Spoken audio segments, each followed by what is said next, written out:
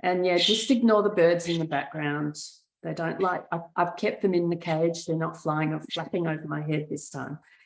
Well, look, good morning, good afternoon, everybody, good evening. Welcome. This is our 21st Catalyst check-in for the year. Great to see people joining us from right around the Catalyst world.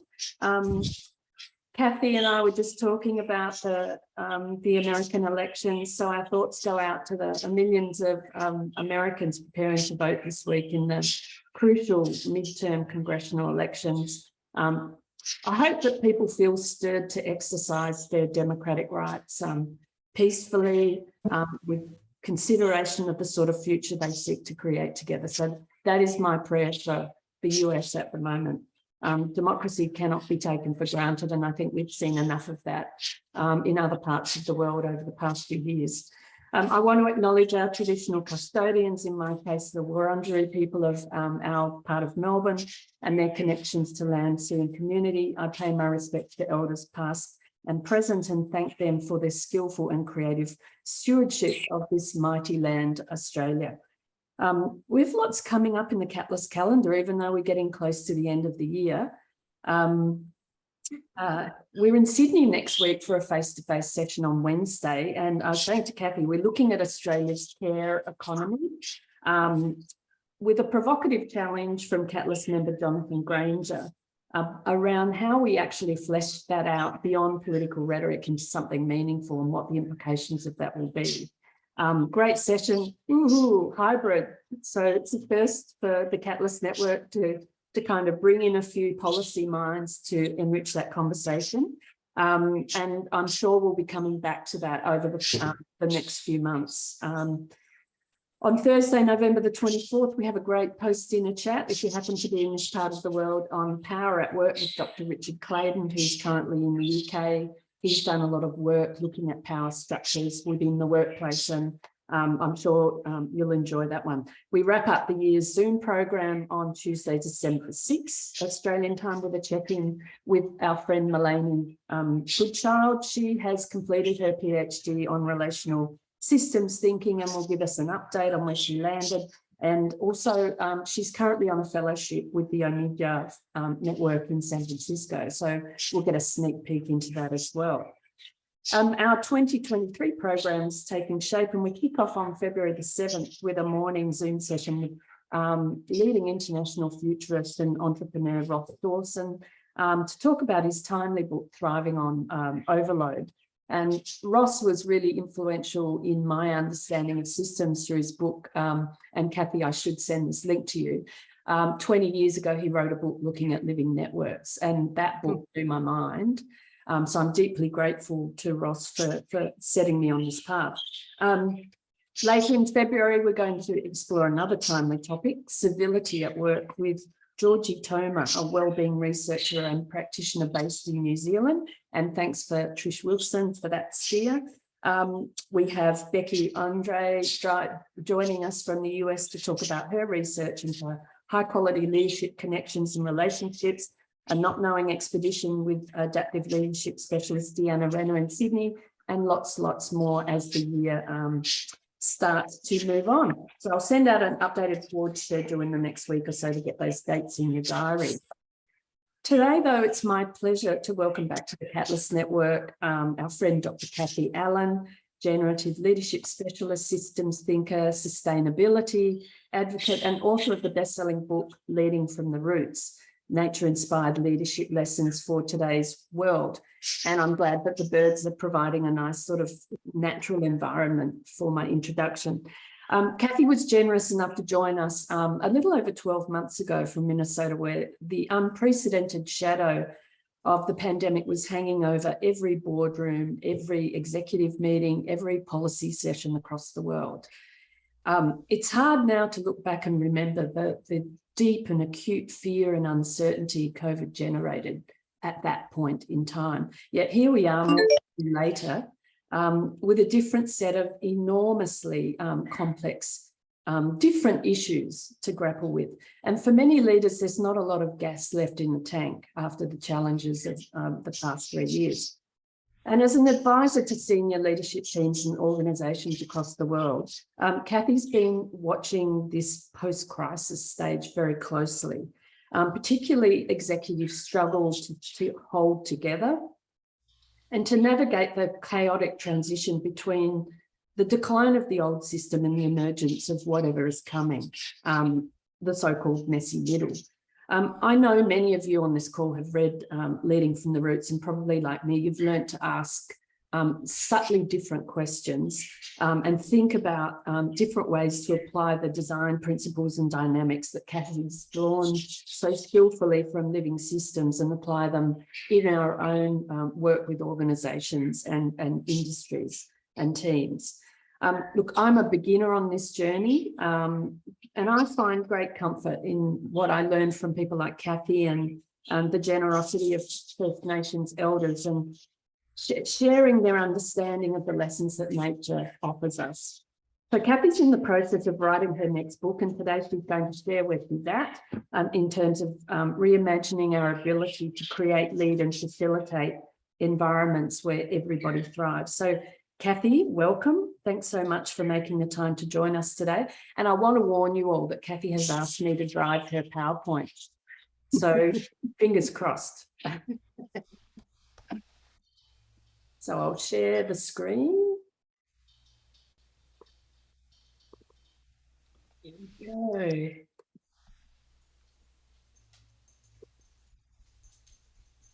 go. Okay. There we go. Thanks, Kathy. You're welcome. So this is kind of a topic. I have no idea how it will end up in terms of the final document, but this is kind of an emergent set of ideas that I've been having around how do we lead evolving organizations. And so I'm hoping that in our conversation today that you will help me think about these ideas. So this is not kind of a finalized package and a set of ideas so much as I see it, or what I'd like to see is more of just an ongoing kind of conversation that can deepen and enrich our thinking about this. So you can go to the next slide. So this next slide comes from a book called Business Lessons I Learned in the Rainforest. Can you advance?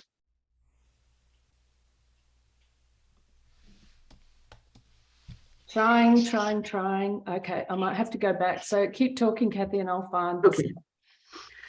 So this visual, when it comes on, will look a little bit like a spiral. And one of the things that's happened in, well, in this book called the Business Lessons I Learned in the Rainforest, is that there is a pattern to how living systems evolve, how nature evolves. And if nature was, focused on profit, basically nature would define profit as the evolution of its system, a system that becomes more complex and synergistic and cooperative. If you can see at the beginning of this spiral, the triggering moment to continue to trigger the evolution of a system comes from feedback from the outside environment into the organization or into the ecosystem. So it's called forcing feedback. And what it does is it disrupts kind of like thresholds that no longer hold. It disrupts the status quo. And it triggers an adaptive process. We've basically been living through an adaptive process in the last couple of years, 2.5 years. The pandemic created a forcing feedback that disrupted a whole lot of our status quo, which then forces adaptation. For me, I flipped my frenetic pace with adaptive energy. So there was a whole lot of energy that was going into the organizations I worked with that was really about how do we adapt to this unprecedented kind of global pandemic. In nature, however, a lot of that adaptation tends to move people from kind of being the generalist that managed and met all of their needs, a species that would have met all of their needs, they shift towards more specialization. And as they specialize, they realize that there are other species in an ecosystem that can meet their needs better than they can meet their own, maybe with less energy. Maybe it was more ease, and that they also had an abundance, and that's where they began to specialize, which then triggered a growing level of diversity. So as ecosystems evolve in nature, they become more diverse, more resilient. So diversity and resilience actually go hand in hand. And when you have increased specialization and diversification, you actually have increased complexity, which is kind of what we're living with right now. And then that increased complexity plus the diversification actually begins to create more interdependence in the system. And then species begin to have a predisposition to cooperate because they're now in mutualistic relationships that are sharing resources across species. And then an emergence, kind of a new emergence of what the system, how the system's going to operate with greater synergy. And then that moves us towards another level of evolution. And then, of course, the cycle starts all over again. So it's a never ending stopping point, I guess, but an ongoing movement forward. So this is one of the things I'm tracking when we start leading evolving organizations is that we have to start paying attention to what's the forcing feedback that's driving the next evolution. And most of our kind of more mechanistic framed organizations as leaders, we assume that the people at the top of the system are paying attention, but oftentimes they aren't actually paying attention to what's coming at them generally from the external environment. They're paying attention to what might affect their market niche or their revenue streams or their profit margins or whatever. And so we're not looking largely at what's happening. So climate, for example, is going to create a lot of disruption, a lot of forcing feedback coming into organizations and how they think about what they should be doing and how they're holding themselves accountable. But if you're just focusing on your profit and your niche, you're not going to be looking at other kind of social or ecological, pressures, for example. You can go to the next slide. So the next piece is evolution a destination, a process, or a journey? And I think if you can just hit your enter button, that should move it forward. Apparently not. No, keep talking. Okay. I did warn people. So we've had, in the 80s and 90s, we've had a framework of the good to great books, the pursuit of excellence, a goal that is like, your annual renewable revenues, those kinds of things that really frame evolution or organizational success as a destination. Of course, the interesting thing about the Pursuit of Excellence book that was it came around very popular in the 80s, or even the Good to Great, which was more of a 90s, was that all of the organizations that were profiled in the book Pursuit of Excellence were no longer considered excellent within 3 to 5 years of the book's publication.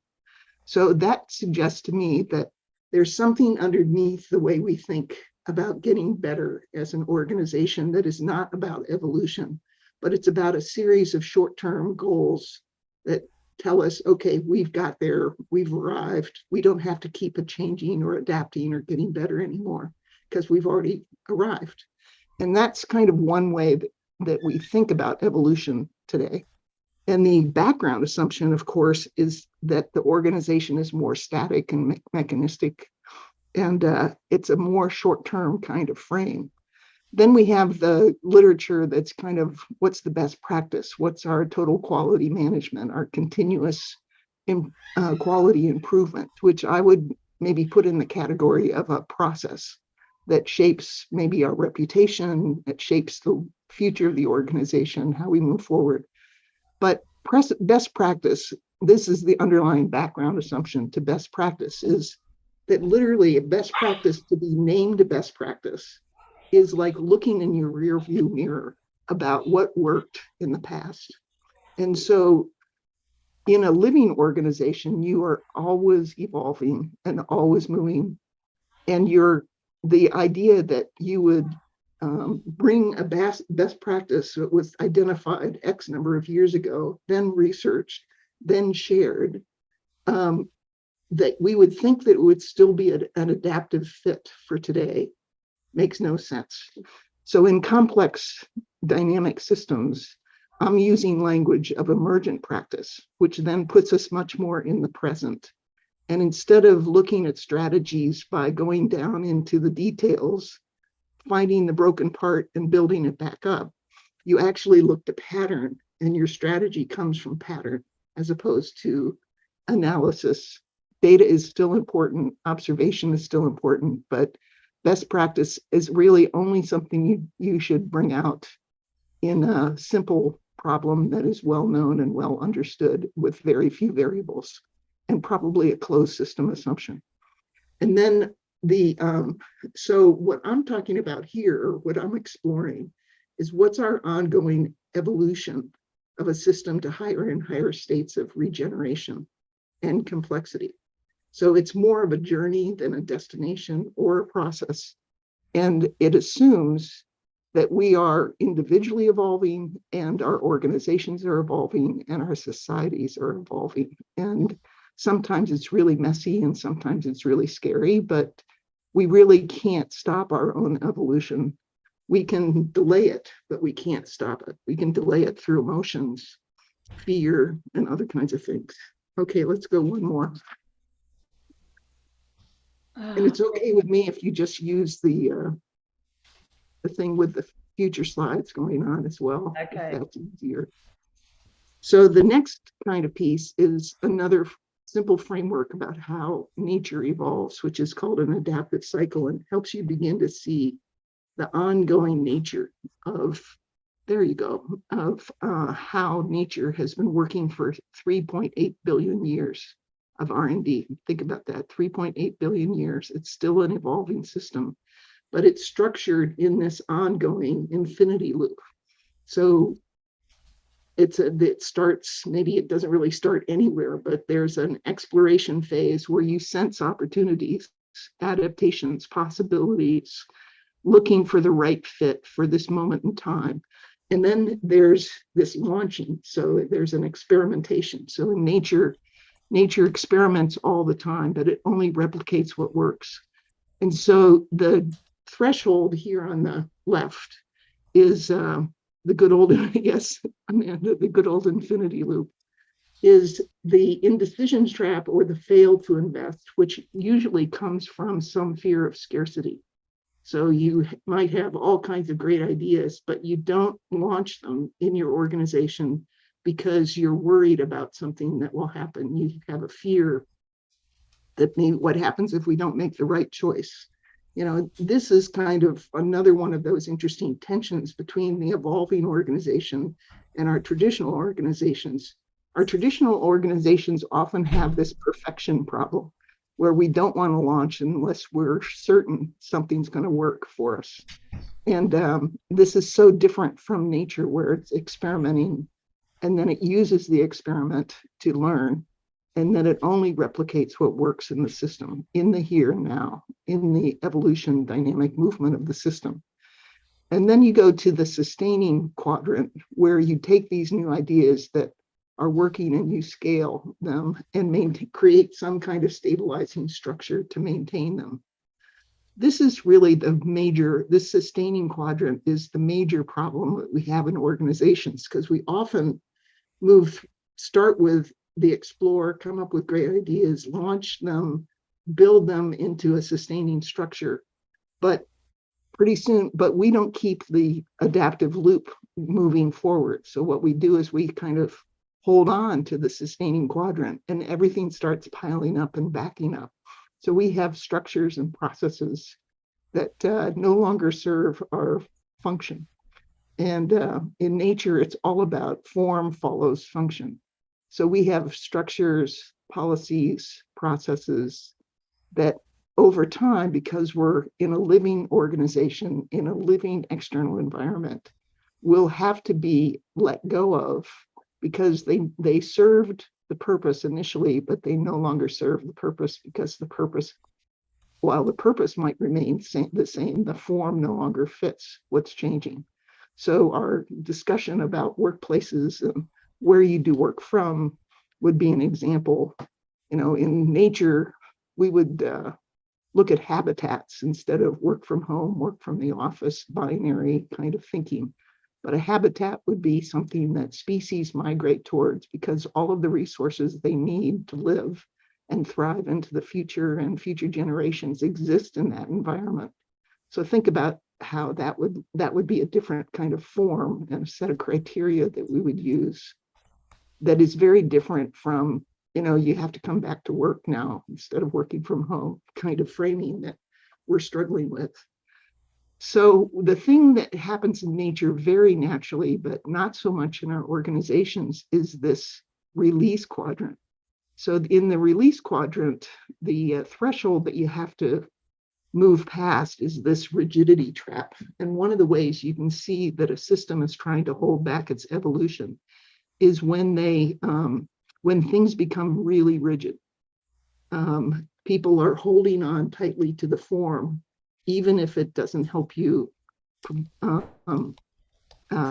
meet your purpose. And so this rigidity thing is one of the things that I'm watching globally in terms of how is our culture and our society evolving? Where is the rigidity built up in the system that is stopping us from being able to release? So the scarcity frame, which is over here on the left, the way nature gets resources for its next level of adaptation and exploration is by releasing energy, focus, cost, because of from forms that no longer fit function. And then they take that and do a rapid back loop on this adaptive cycle to then release new resources back into the ecology that would then allow this exploration, launch, sustain, release. So it's a very kind of fluid thing. Another image that you could kind of play with is if you're watching a mountain stream come down a tall, you know, some of our mountains up here in northern Minnesota, the water changes its form as it comes down the hill and heads into Lake Superior. And so it's being pulled by purpose, which is, you know, kind of in this case, it's gravity, but you could think of it as a core purpose. And the form keeps shifting based on landscape and other kinds of things. Okay, so that's the adaptive cycle. That's how nature has maintained its evolution for 3.8 billion years. Think about that for a minute. So therefore, as a human being, I'm thinking, I could learn from this. Maybe we could lead our organizations and think about our organizations differently. But currently, what we've got is we've got a confusion with growth and evolution. So growth is really kind of where our current level of thinking is, usually measured by quarterly profits or expanding our market niche or other kinds of short-term metrics. And we create reward systems based in growth. And you know, this is more facetious a little bit, but you know, it's one direction up and to the right on the chart that goes up to the right. You know, you're always kind of heading up there. That's how you know you're successful. But evolution extends the time horizon. So what you're trying to do is look for the ability to thrive in the future. That's really how you're measuring your long-term capacity. It's a whole system perspective. So you're looking at not just a part of the system, like so many of our organizations are designed to look at these short-term metrics and design everything around them. But you're looking at a long-term frame from what will be good for the whole system we're talking about. Our organization and yes, organizations are terrible at pruning. our organization as well as our social and ecological well-being. So this long-term metrics shifts accountability to accountability for impact and results. But it's really, what is your long-term impact based on the choices and decisions that you're making? Most of our accountability measures are bounded within the organizational boundaries. And so we're looking in a very narrow way instead of the larger system. And the reward systems are based in the ongoing evolution of the system. Are we learning well? Are we noticing what patterns are shifting? Are we adapting quickly and easily? How many times do we have to make the same mistake before we shift our thinking? Those are kind of things. And then pruning. We prune what we don't need anymore. It's the adaptive cycle framework of release. And as a gardener, I know that sometimes our plants and our trees need pruning to thrive. And so how do we prune? How do we learn to build a pruning process in our organizations? What's the consciousness that helps us get better at that? Okay, go along. So now I kind of shift to, well, how do you know that you're framing things more as an evolution? This is simple, stage 1, 2, and 3 ecological systems from nature. Stage 1 is rapid growth, high energy consumption, low conservation, weeds, newly plowed fields, annuals. These are examples of what happens in a stage 1 ecology.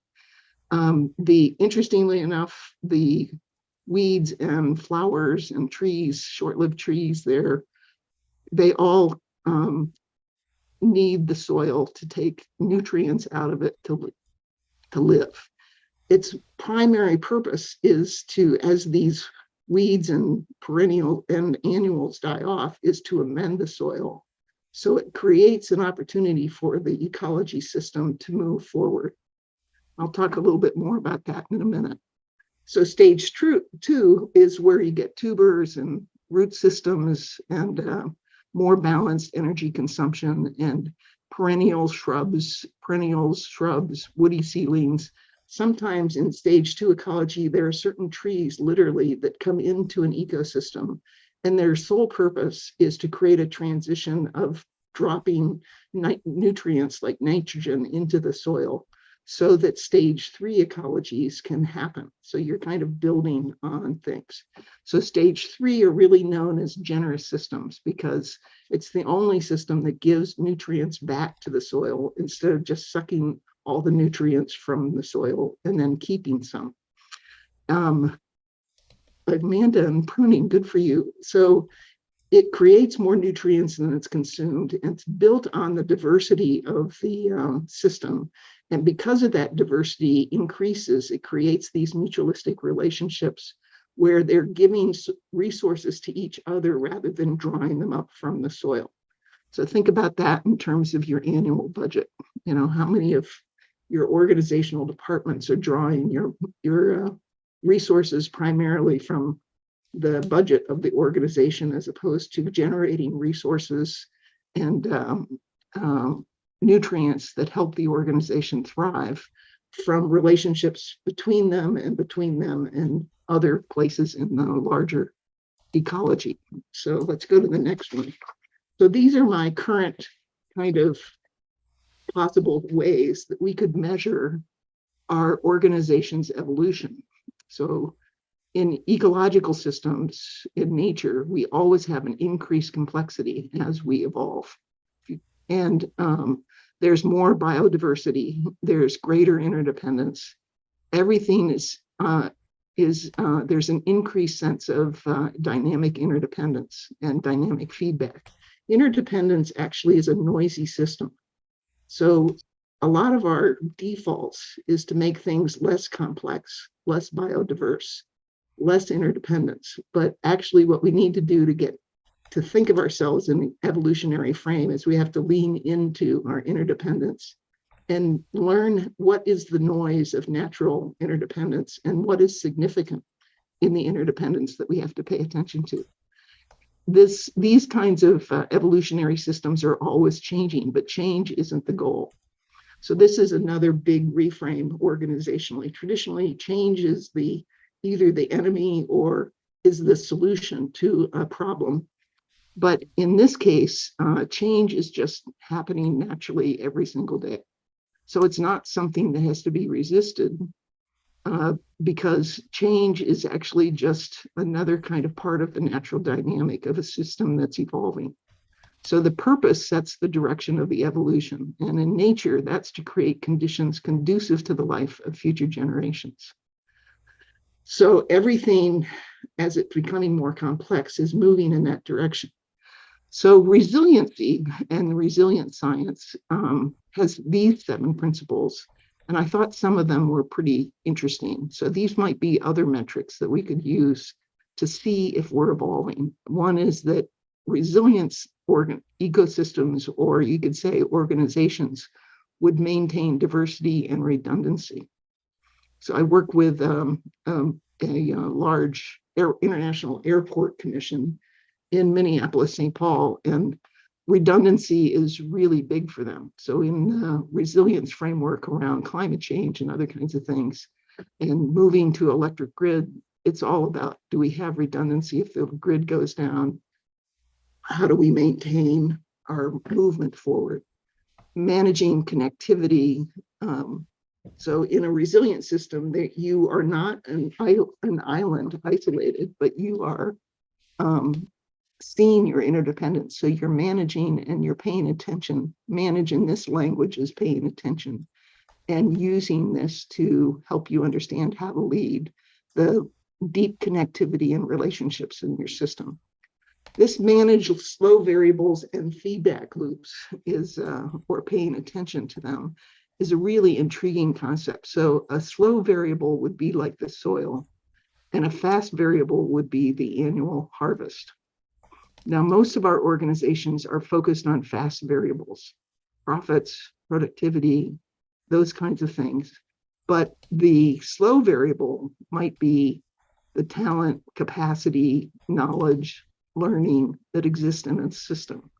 And so when I do culture change, I'm always focusing on the slow variables, because as you build those slow variables, you actually have higher yields in the fast variable frameworks. But this is a really intriguing kind of frame around resilience, is where are we paying attention?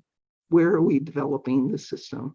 Where are we ignoring the development of the system? And again, a lot of our traditional organizations ignore the slow variables because they're not the flashy things that we get higher stock prices from. Foster this complex adaptive systems thinking. This is, I think, going to be a huge challenge for us, because I don't know that anybody has really gotten this figured out very well. We're dealing with higher and higher levels of complexity, so we're going to have to kind of level up our own thinking, our own ability to help others think and think through these things. This is why I've shifted to seeing patterns to build strategy instead of details and analysis. It's not that data isn't critical, because it remains critical, but you don't go down into the weeds to solve your problems. You always go to the balcony and see what's going on. Encouraging learning, this is going to be, so we had Peter Singhi and the learning organization show up in the 90s, but we're going to have to learn at a much faster pace than we currently are. And we're going to have to get much better at moving individual knowledge to a collection of individual intelligences, to a collective wisdom and intelligence that's embedded in the system, not just owned by some individuals. And this broadened participation. In nature, there's no apathy in nature. If you basically aren't engaged, you're dying. That's what happens in species and in living systems. So we have so many systems that restrict and dampen down participation. So we're going to have to figure that out and promote polycentric governments. In other words, much more shared power frameworks. This goes back to, in nature, we have a lot of self-organization that's happening at all levels of the system. And it's designed and organized and aligned to the larger purpose of the system. But we have lots of organizational habits and defaults that are really about protecting and holding power. And so we're going to have to shift somehow if we like these as principles to help us think about evolution. Okay, let's go to the next. So these are just questions that I'm throwing out as we go. Maybe it will trigger an interesting kind of reflection for you, and maybe it will become part of our conversation. But what does evolution look like in a living system? If we want to head in this direction, at some point we have to get our heads around that question. Go back for a sec, and then what examples of evolution have you seen in the last 2.5 years, either in your organization or in yourself? Because as individuals, we're always evolving. That's kind of part of the deal as human beings. I use the language of questions worth asking in this presentation because in the quantum world, they act as a strange attractor to define the outer limits of the system. They're generally questions that don't have easy answers. And so you ask the question to attract attention and let you kind of ponder them over time. That simple act of paying attention starts to shift what you see and what you pay attention to and what you think is relevant in a system. Okay, so the next thing, I'm just going to give you some examples of new ways of thinking, new ways of practicing, and new ways of being. So here's my first list on some initial things on new ways of thinking. So the first thing I think we need to do is, you can go to the next slide, is that we need to unbundle leadership and hierarchy. So much of the problems that we have around creating shared power or distributive leadership is anchored in the connection between leadership and hierarchy. So the assumption when we have leadership and hierarchy bundled is that leadership is a scarce commodity and it only a few people have it and everybody else doesn't. But that hierarchy and leadership bundling makes it inaccessible for most of the people. And then that kind of triggers a cascade effect around engagement. So when you think about leadership and hierarchy as tightly linked, then anybody who doesn't think of themselves as a leader basically says, well, you're the leader, this is your problem, I don't have to engage.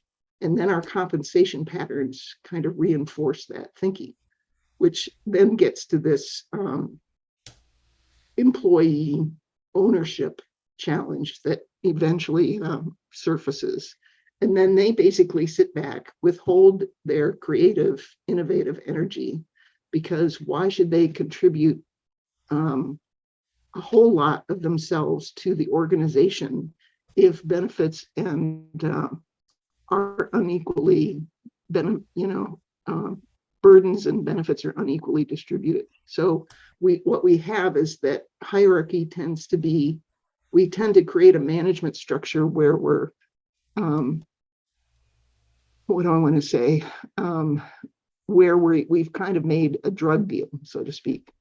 The manager has power, the manager has influence about salary and annual benefits and raises and whatnot. And the employees basically say, I will make a deal. I will actively do what you ask me to do as long as you keep me safe. And so that's our deal. And that safety framework keeps us in a position where our employees are coming in and asking us what to do, or they're waiting to be told and given directions to move forward. This is all this bundling of leadership, management, and hierarchy. This comes from our research. In the 80s, I had a friend who did a literature search, and at that time, 85% of all of our leadership literature was researched on men in corporate settings at the top of their organization. And then another 5 to 7% was political, and the rest was scattered. So we are deeply embedded in this framework. And then, so we have to start beginning to think, what are the regenerative values, structures, and processes, and what do they look like, and how do we think about that differently? And how do we build a partnership model rather than a hierarchical model that where we have equity, reciprocity, and kind of a focus on the value and importance of relationships. And then how do we get to a powerful shared purpose? And I am now shifting off of mission and vision and towards purpose, because I think purpose is something that happens between the organization and the external environment.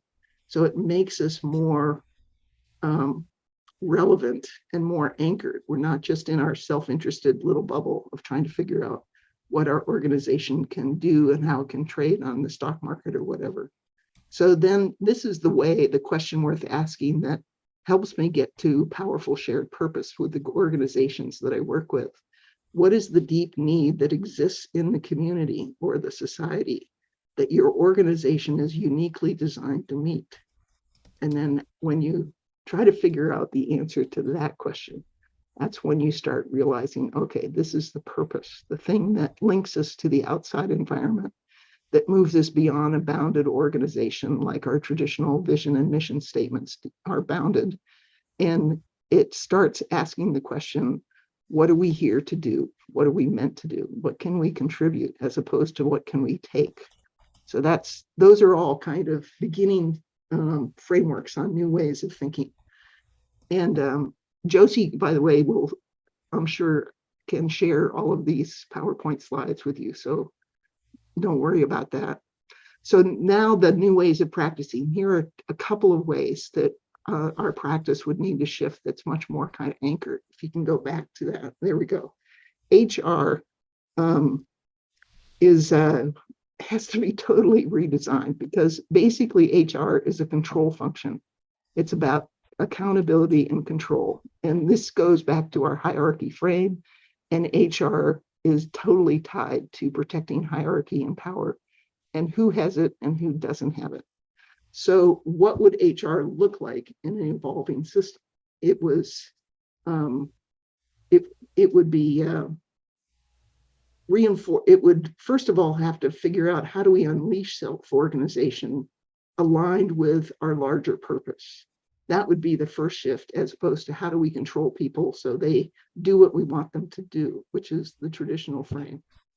And in order to just do a simple frame of how do we reinforce self-organization, we would have to rewrite our job descriptions. Instead of this list of individualistic duties, we'd have to talk about, reframe them in terms of a successful outcome of this position would be ...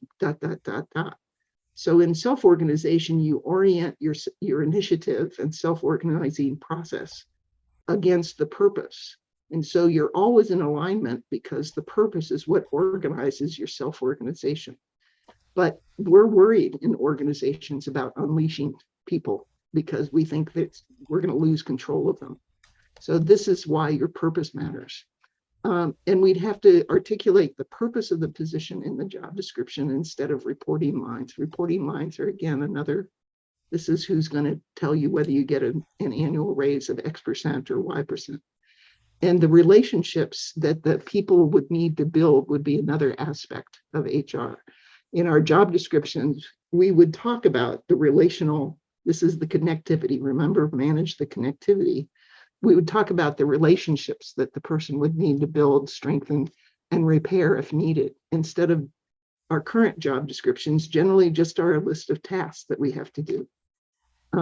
Because evolving systems are networked, not hierarchical. They have some levels of hierarchy, but generally they're networked. Relationships matter in a network. And performance reviews would shift to regular, rich, diverse feedback from the whole system, rather than the supervisor only once a year practice. So I had, well, I won't go into that. Let's go on so we can have conversation. Could you go to so the next one example is business finance.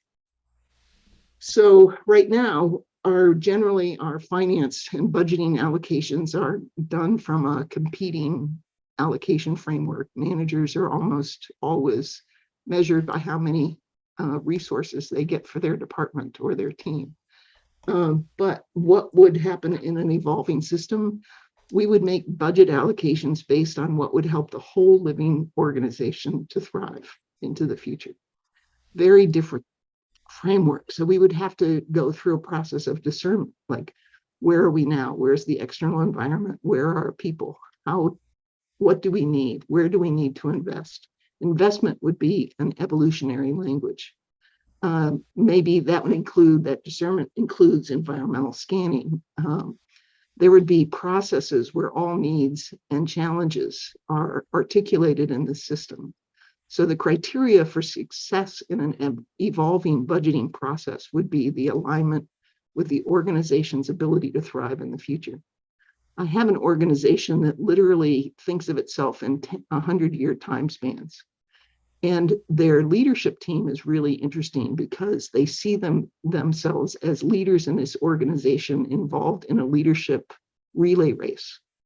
So they've inherited the current system of the organization and where it is from previous leadership teams that have gone before them. And they are going to pass the baton on to new leadership teams that will take the organization and keep it evolving in the future.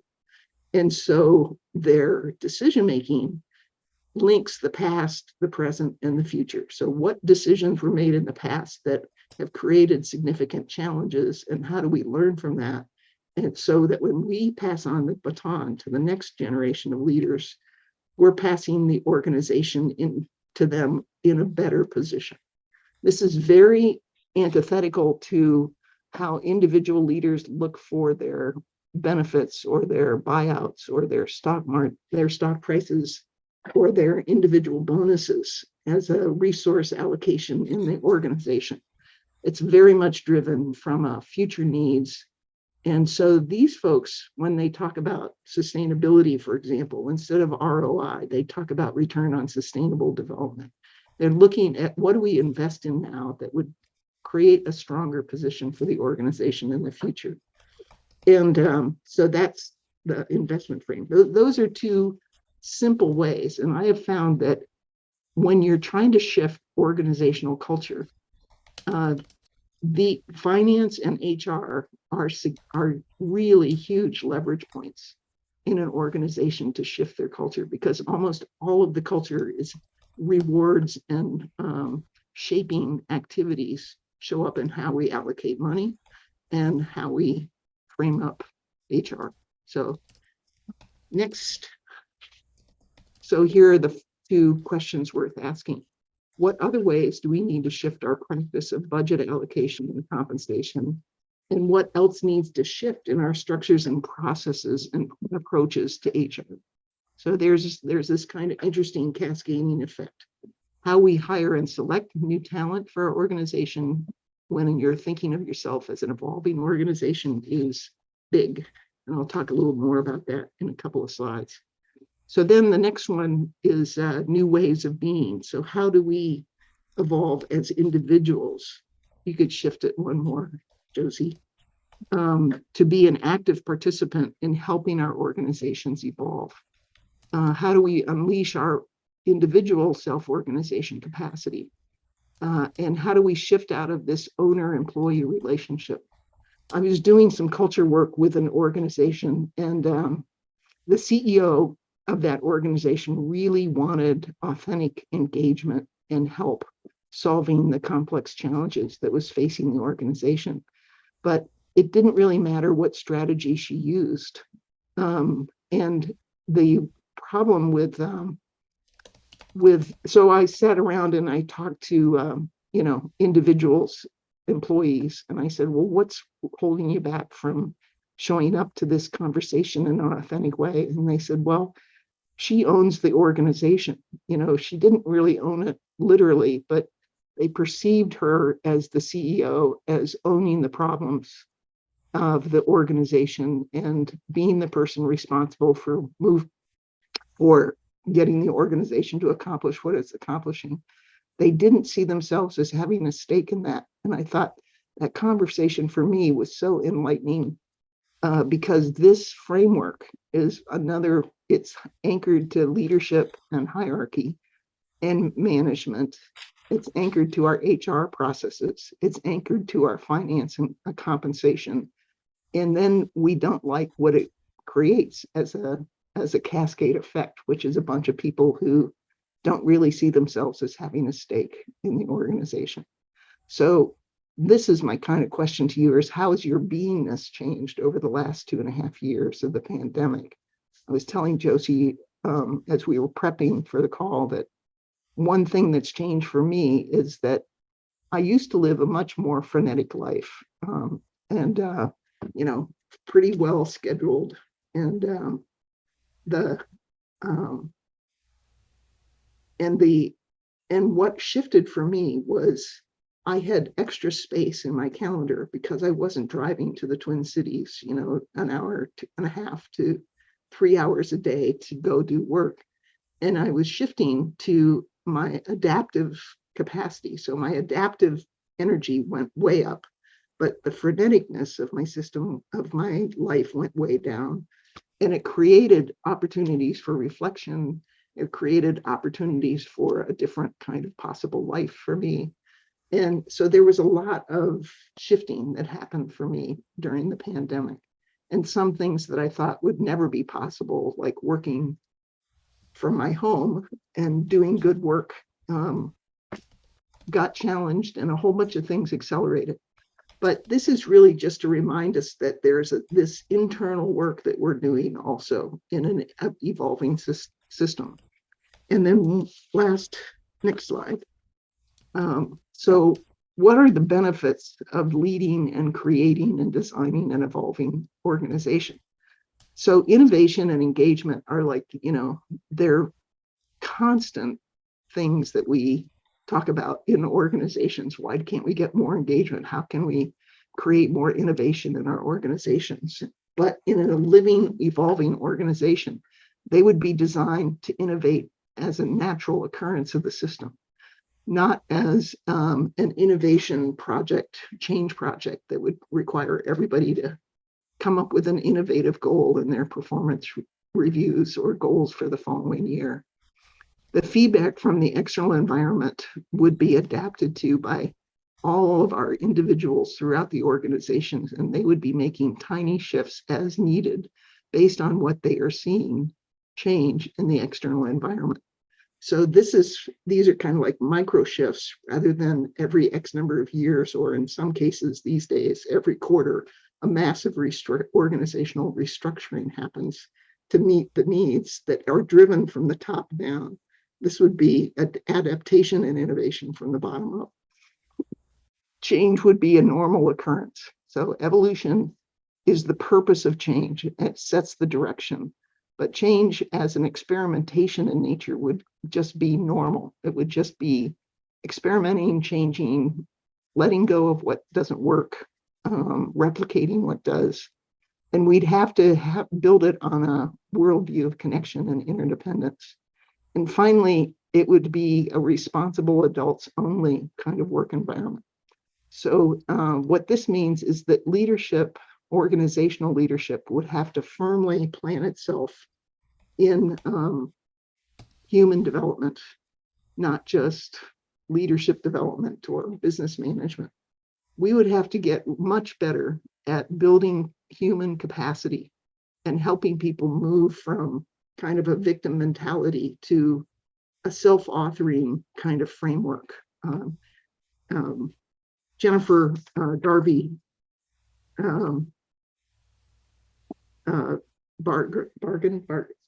she wrote a book on adult stages of the mind, and she talked about the kind of the self-oriented selfishness of teenagers, and then the social peer pressure of the socialized self, and then the self-authoring self, and then the transforming self.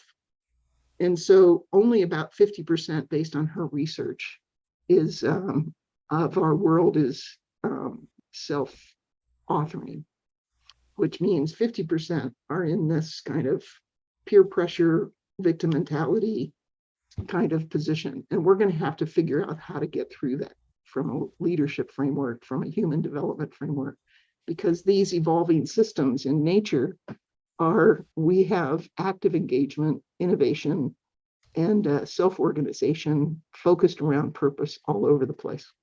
So ants, blades of grass, bees, and whatnot.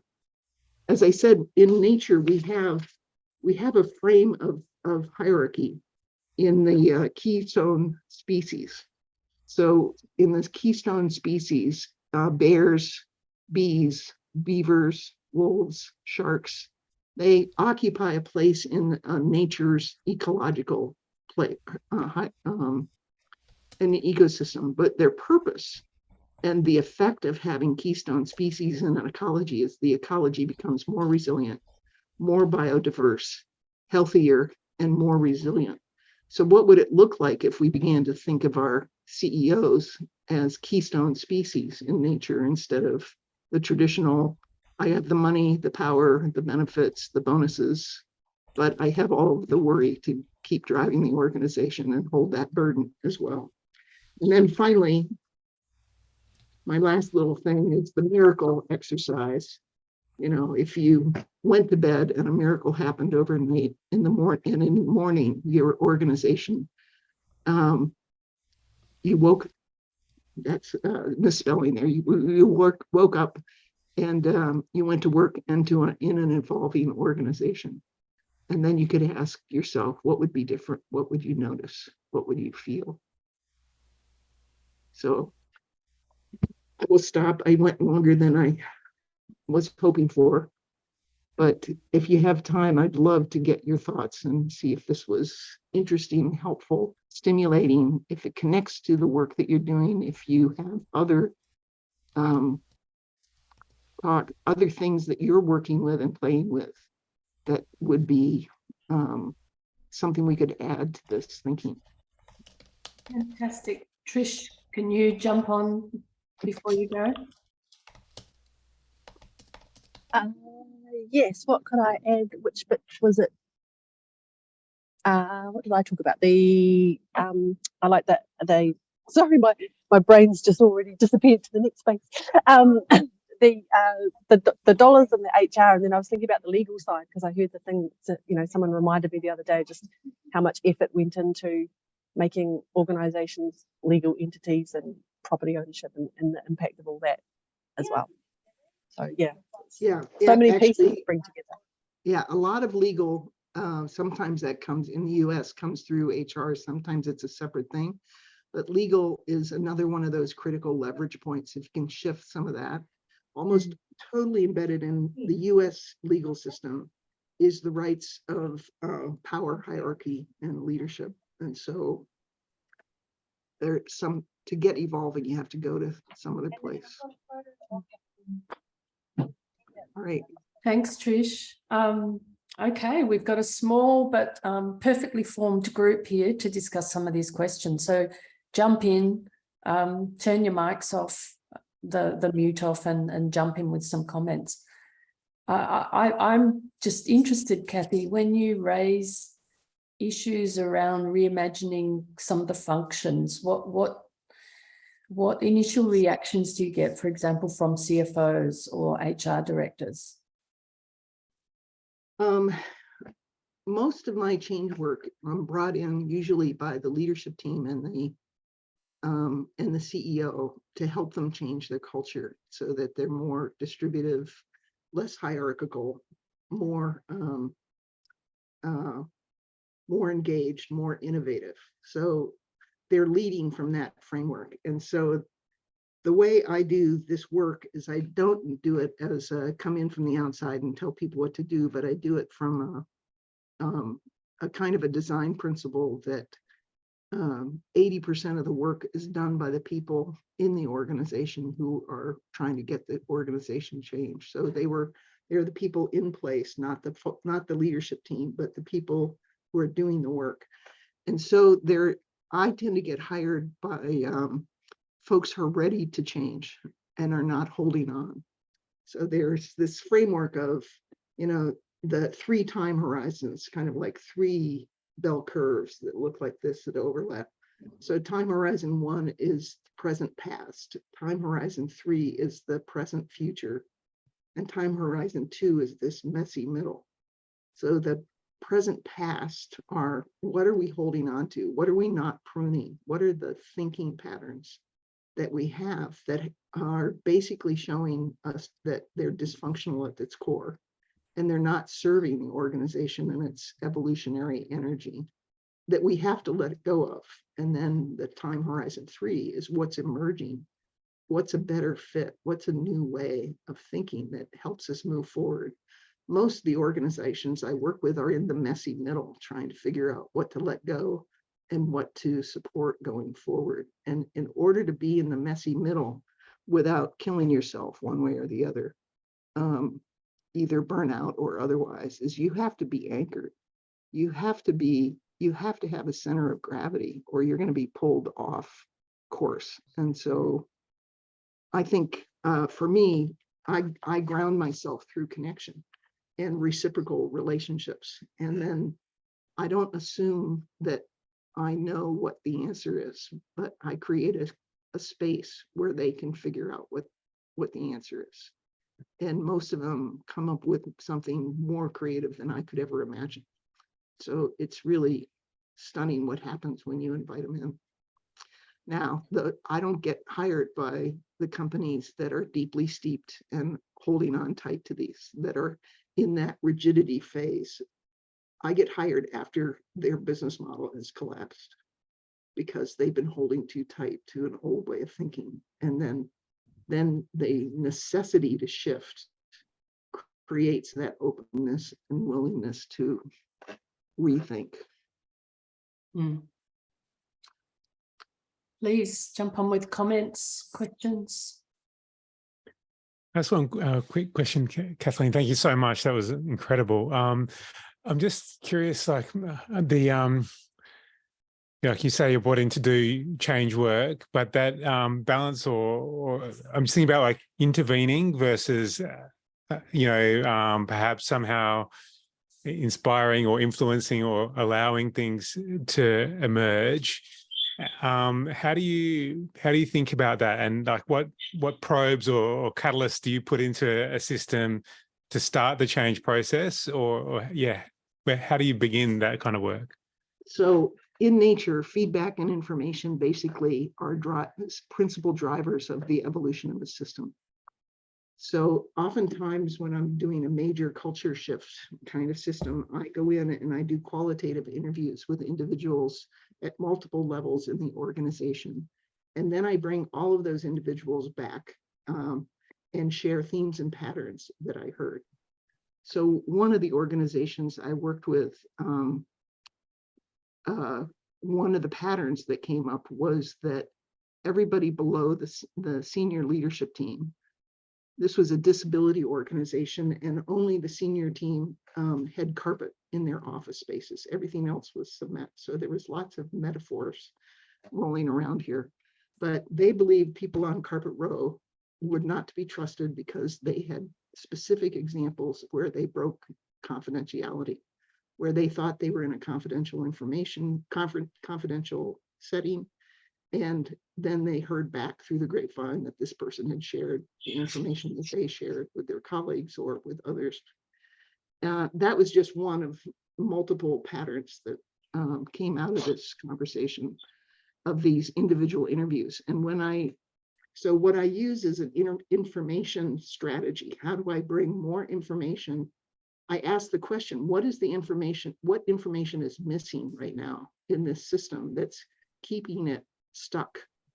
I also look for where is there too much rigidity. That's one of the culture questions I ask. What takes more energy and time than it needs to get something done? And also, where are they afraid to invest? And those are kind of generalized frameworks that I use to eventually answer the question, what information would help the system evolve and what feedback would help the system evolve? So in this case, when I shared out the findings, the themes and patterns, and I shared this pattern of not trusting the senior leadership. The senior leaders of this organization were really wonderful people. They cared a lot about the organization, and they were not aware that this was a practice that they did. So, but the information triggered that awareness. In the time between I reported out, which was early December, and mid-January, where I came back to do the next iteration of the culture change work with working teams, the senior leadership team had met. They had discussed their behavior. They realized that they were that they had indeed broken confidence. They called everybody that I interviewed back together on their own initiative, and they stood in front of them, and they apologized, and they said, "You're right. This is what we have been doing. We're not going to do it again." And by the time I showed up in January, the whole place felt different. But this was something that they did, but it was really an information strategy. And then another organization that I worked with had stopped evolving because they had stopped connecting with their external environment and their clients. And so they were hunkered down in this rigid structure. And all I did was to try to figure out, how do we open up these feedback loops from the external environment that would because they were all smart people. They cared about what they were doing, but they weren't paying attention to anything other than their little group and their internal work. But the organization, the external environment, was shifting beyond their practice, and they started looking less viable to be hired, because this was a group that did research and assessment for lots of organizations, and they were just falling behind because they weren't keeping pace with what was happening. So I tried to figure out, how do we open up the environment, the feedback from the external environment. When I did a strategic planning process with one organization, we decided to design it so the unusual suspects would do the environmental scanning in the organization. So we just did an open invitation and said, who would like to be involved? I kind of framed up, this is what an environmental scan looks like, and this is kind of how you do it, and these are the questions we're interested in answering. And then we went through and did a relationship map with all the people who had volunteered, board and staff, and said, who has relationships with this department or this state area or this legislative area or this population or this whatever. And so people said, "Oh, I know people there." So it was a very organic thing. It wasn't, this kind of professional pay $20,000. It was built and driven on the internal folks. And then they came back and they shared what they heard as a group. And then and then one of the questions was, what are the risks and what are the possibilities for this particular organization that came out of this? And then we rolled it up and did a kind of a meta-analysis, and then we built our strategic framework from that. And but the strategy was the strategy was designed on information and feedback. So what every single person who went through that, what they learned was that they had now information about the whole system around them and what was changing and what was coming down. And we taught them how to scan. And then in turn, they kept scanning as life continued in the organization. And so we opened up all of this feedback loop between them and the external environment in a way that just would not have been normal in the organization whose job descriptions were to focus down and get your job done and not worry about what's going on outside of that. So it's, again, information and feedback are critical, simple ways to start any process. And actually, they can be extraordinarily transformative. Just that, without project management, without, any of the other things. But the other thing is I build relationships where people trust. Part of the individual interviews is that, over time, people share information with you that you hold in confidence. And once that trust is present between you and the people in the organization, it just changes the energy flow in the change work. So it's not a top down, it's a reciprocal lateral relationship. It's really about holding the container for them to come forward with the solutions. Provoking, sometimes I provoke as an information strategy. Lots of nodding heads. Ben, Margie, I can see how that relates to your work. Yeah.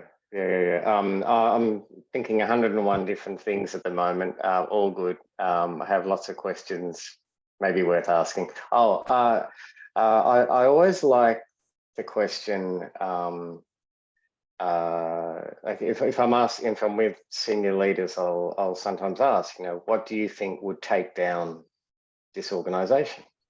I really like that question, but confession from a facilitator, I have to say, like, I'm constantly disappointed by the lame results that come back. And I think it's because leaders are there because they've protected the status quo, and they've just rusted themselves onto whatever the kind of theory of the business is. And sometimes I find, like, you can have a great question and you're always going to get lame answers back because people just aren't geared that way, or they don't have the skills or the freedom or several of the things we've talked about. And kind of connected to that, I'm thinking a lot of the way that external pressures and changes happen to organizations. And I think that the cynic in me is yet to be convinced that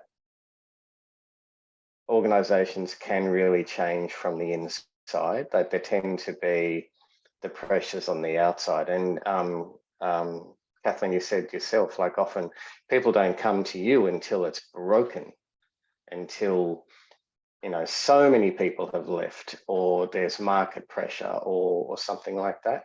And I think part of, like, I'm digging everything you've been saying, and that environmental systemic lens. I think more and more people are becoming more literate in thinking of organizations that way. But if there's a question that sort of puts those two things together, do you see, or like, do you try to promote specific skills? Are there any particular skills that you try to promote in people? Like, do you look at senior leaders and go, okay, they have that secret sauce, they know how to unlock this, or no, I'm not seeing this skill in this room. How am I going to get that skill in the room for that richer conversation? Do you know, like, what skills do you look for? So skills, I think, is a fast cycle, a fast variable. It cycles fast. Okay. But the slow variable is actually the mindset. You change the mind, the worldview, and everything else shifts in the sense of possibilities. So one of the biggest kind of things that I try to shift around is the shift from separation to interdependence or interconnection. And in leadership teams, there's one exercise I've used is literally to have them map their relationships with every other individual leadership team in the department or division they represent, and ask them how this division helps or hinders your ability to accomplish what you're there to accomplish for the organization. And that tends to be a hugely revealing framework to help them shift and see their connectivity and interdependence to each other, as opposed to their separation and competition with each other. The second is that I use this purpose thing also with leadership teams, because like you, I have asked them to identify their purpose, and the responses tend to be very banal, very surface oriented. So I reframed the question into this deep need. What is the deep need that the organization has of the leadership team that you can uniquely respond to? And then that gets them to a much deeper purpose framework organizationally and as a leadership team, because honestly, many leadership teams think that their purpose, their individual role on the leadership team is to represent their divisions, not to, right? Not to fiercely defend the ability for the organizations to thrive in the future. They're not framing from that frame. And so helping them figure out what is their deeper purpose, the space between them and the organization. It's not to get the organization to do what they want them to do. It's to help the organization evolve and move forward and be relevant in the future, to leave the organization in a better place than they found it, to see themselves connected to the future generation of leaders in the organization. Those are, it just takes you to a deeper level. So instead of a skill framework, I try to figure out how do you fundamentally change the way people's worldview is and the way they think. And once you make that shift, you can barely hold them back. You can't hold them back because they're evolving and changing, and all of a sudden they see possibilities from a totally different perspective.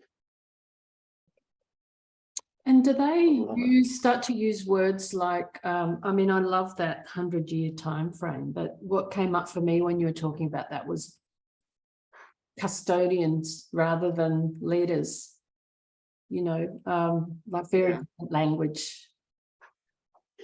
Yeah, so somebody wrote in the keystone species.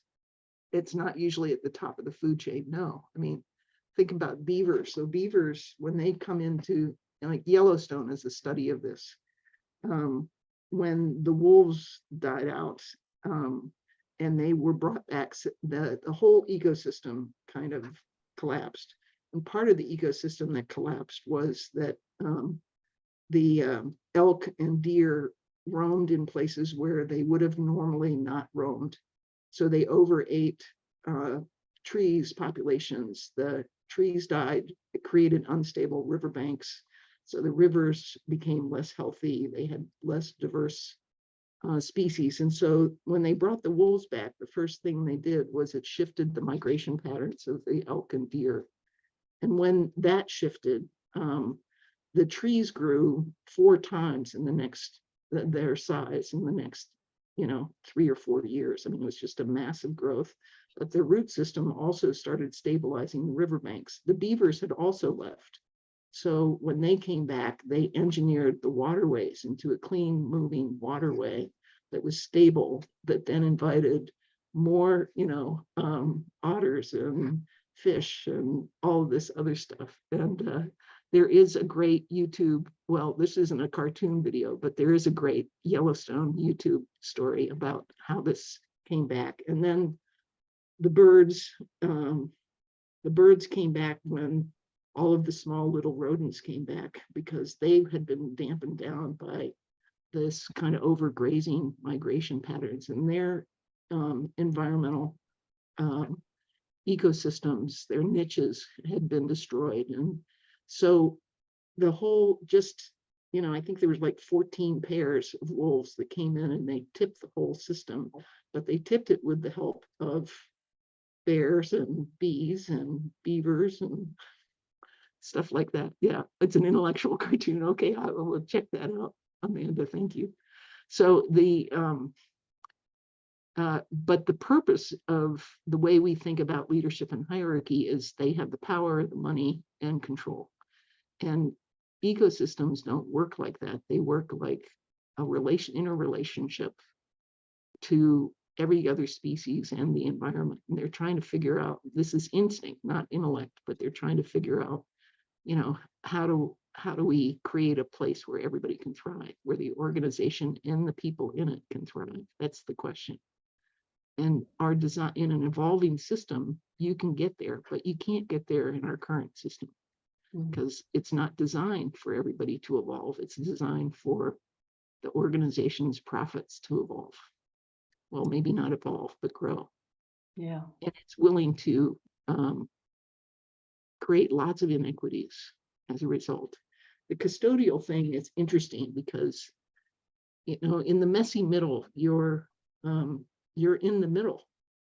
You're not in the new, and you're still trying to figure out what's the language and what's the journey of the language to get you to the new state.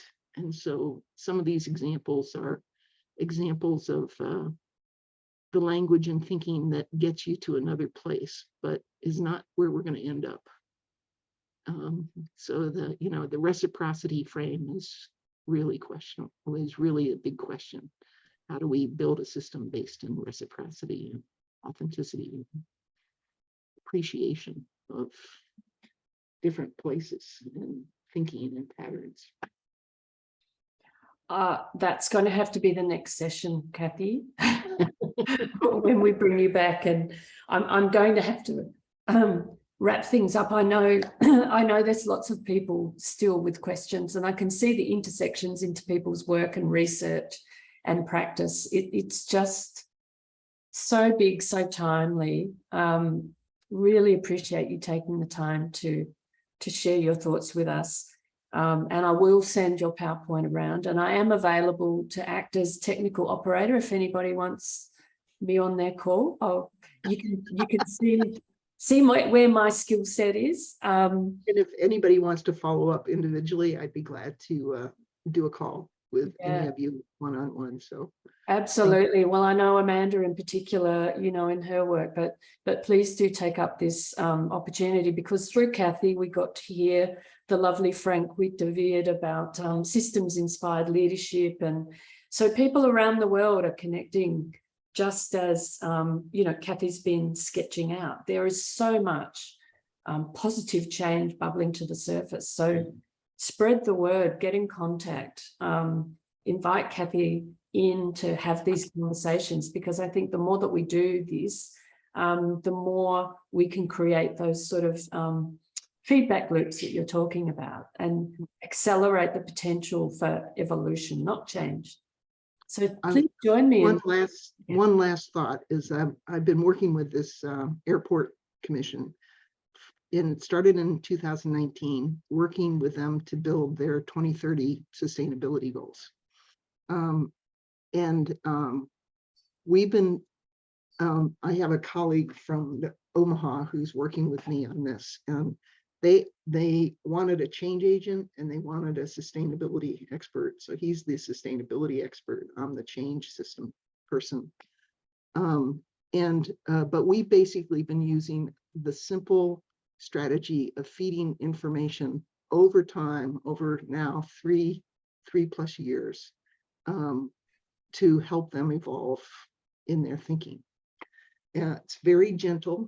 And if you ever want to read a great book, check out Gentle Action by David Peat. He's a physicist, and he frames up, and I'll send you these things, Josie, you can pass it on, folks.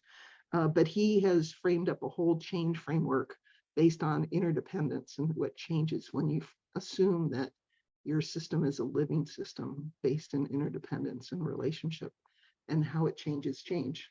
So I will send 2 summaries around that, couple page summaries around that. Beautiful. Well, look, thank you so much, Kathy. We'll release you to dinner now, and Chris can go to bed. But it's the middle of the night in the UK. But look forward to the next conversation. There's just so much here that we'll keep coming back to. Please join me in thanking Kathy, and have a great day, everybody. Thank you so much. Thanks, Josie. Thanks, Kathy. Bye, everybody. Thank you. You're welcome. Thanks,